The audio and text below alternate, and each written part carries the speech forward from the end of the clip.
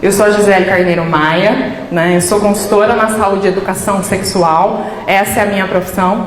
Eu costumo dizer que para as pessoas entenderem o que eu faço melhor, eu sou uma professora de sexo. Aí, né? Ou as pessoas ficam assustadíssimas, falam, credo, né? Tipo, como assim, né? Ou desperta uma curiosidade enorme. E quando descobrem que eu sou ainda uma mulher cristã, né? Aí arrepia o cabelo, né? Fala, nossa, mas você não é crente? Eu falo, eu sou crente, eu gosto também, né? E assim como qualquer pessoa gosta, né? Mulher gosta, homem gosta, então, dura. Né? Vocês mulheres, eu vou, quem ouviu, eu vou repetir o que eu gosto sempre de repetir, porque eu acho importante e necessário falar sobre isso. A gente aprendeu. Não transa que você vai ficar grávida, não transa que se você transar você vai pegar AIDS, gonorreia, se você ficar grávida ele vai te abandonar, se você transar no primeiro encontro você vai ser tida como biscate, ele vai falar pra todo mundo. Eu vou falar bem assim, né? Porque é exatamente o que a gente escuta. E dentro da igreja, que é a prática nossa, lógico, não podemos, isso é mandamento antes do casamento, mas depois, mediante a tantas coisas que escutamos sobre o sexo, a gente entra dentro do casamento ainda achando que é pecado, que é sujo, né? A gente tem essa visão, essa conotação sexual como sendo uma coisa feia, quando na verdade nós temos terminações nervosas no nosso corpo, homens, mulheres, que foi dado por Deus. Quem criou o nosso corpo? Isso aqui foi criado por quem? Deus. Então a gente entra dentro do relacionamento achando, eu preciso servir meu esposo e ponto. Porque não conhecemos o nosso próprio corpo. A gente tem vergonha de olhar para a nossa perereca. É verdade. Quem pega e eu pego o espelho, deixa eu dar uma observada, como está meu lábio direito, como está meu lábio esquerdo? Ninguém olha. Né? A gente não sabe como tá. E na hora da relação, a gente fica lá pro gato. O gato vê as coisas desbeiçadas, às vezes até feia, porque não tá cuidada, né? A gente não tem hábito, porque a gente não tem coragem de se olhar. A gente não conhece. A gente não tem coragem de se observar. Isso é muito triste, porque a mãe não ensinou nem a gente a lavar a perereca. Minha mãe não ensinou, eu tive que ensinar minha mãe a lavar. Ó, por quê? A gente acha, quando a gente vai lá, né, namorar, que a nossa perereca tá fedida, né? Vou ensinar vocês, tá? Aí nós vamos lavar, porque eu preciso dar uma cuidadinha, né? Uma maciadinha, pra ficar bonita, pra apresentar pro gato, pra não ficar com a bicha fedidinha pra ele, né? Aí a gente pega e lava a nossa vagina, tá? Só uma informação. É aquele buraquinho onde entra o pipi, sai o pipi, tá? E é o buraquinho onde sai a nossa menstruação e quando a gente tem um parto normal. Isso chama-se vagina, tá? O resto chama-se vulva, que também a gente não sabe. A gente chama sempre isso só de vagina. A vulva são os lábios, o clitóris, é o restante, tá? Que aparece um nome russo, né? Mas não é, tá? É vulva. A vulva, ela que tem que ser higienizada mais do que o nosso próprio canal vaginal. Porque na hora você fala assim, eu vou, essa noite vai rolar. Então, você cutuca lá com o sabonete íntimo para lavar, para ficar cheirosa. Às vezes a gente lava tanto que a gente tem uma coceirinha, uma candidíase, e às vezes é porque está higienizando demais. Porque a mãe não ensinou, eu sei que a mãe não ensinou, a gente não sabe. Então vocês vão lavar aqui, ó, só superficialmente. E o que tem que ser bem lavado é o clitóris, que é aquele chapéuzinho, sabe? Aquele chapéuzinho é 100% um órgão do nosso corpo responsável pelo nosso prazer.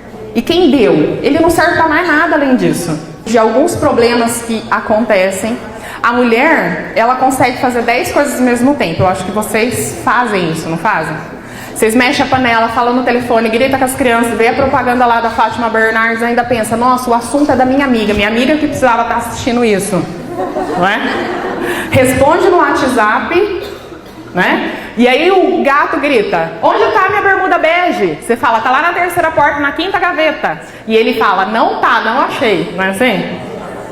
Você vai lá e xinga ele, fala, eu já não falei pra você que estava aqui, porque você teve que deixar as crianças, a panela, teve que deixar o WhatsApp, a conversa com a amiga, a reportagem, vai lá, atendeu o bonitão. Porque ele não achou.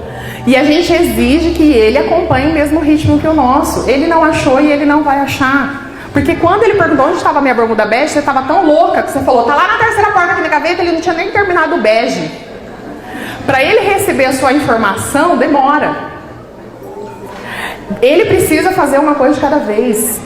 Ele tinha que ter terminado a frase para você responder, para ele capturar dentro do cérebro dele e entender onde é a terceira porta, a quinta gaveta. Porque quando você chega lá, você fala, puta que lá merda, eu falei terceira porta, você foi na segunda, bagunçou todas as roupas que eu organizei, caramba, eu tenho um monte de coisa pra fazer, ainda tenho que ficar te ajudando, que saco.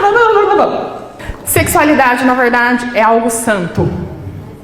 Eu sei que é difícil entender isso, porque falar de sexo é difícil, ouvir sobre sexo é difícil, mas é uma realidade, tá? E muitas vezes, eu vou tomar uma água aqui, o sexo é visto como algo profano, né?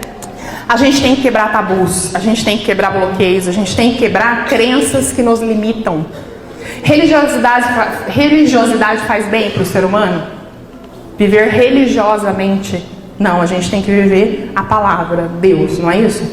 Porque a religiosidade nos amarra, nos limita, não é?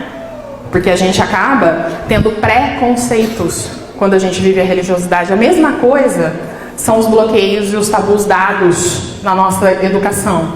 As crenças nos limitam. Eu preciso quebrar isso e olhar diferente. Se eu tenho prazer, o gato começa a dar uma lambida aqui no pescoço, dá uma arrepiada, que vai descendo, vem pro rego, não é? Fala a verdade. Aí dá um negócio, você fala, ai, não é? Aí quando o gato começa a dar uns amassos, você tem vontade de esfregar, mas deve ser pecado, não vou esfregar, eu vou esfregar, não vou, filho. Ele é seu, o gato é seu, esfrega, aproveita, filha. É, né, pastora? Deu risada porque tá brava? Não, vou falar, né? Falou pra mim falar. Mas é verdade. Eu não tô falando nenhuma mentira. Porque as crenças limitadoras fazem o meu cérebro trabalhar contra o desejo do meu corpo.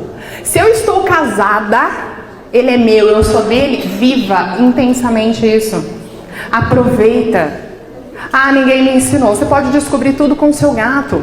Através do quê? Diálogo sexual. Vocês discutem um monte de coisa que eu pontuei um pouquinho antes. Briga, reclama, rararara. E sobre sexo? O gato começa mexendo na nossa perereca, né? Mexe lá, passa o dedo, sei lá, faz alguma coisa. Aí a gente começa, ai, geme. O gato percebe a gemida, ele mexe mais. Aí você, ai, tá doendo porque o gato não sabe mexer, você tá gemendo de dor.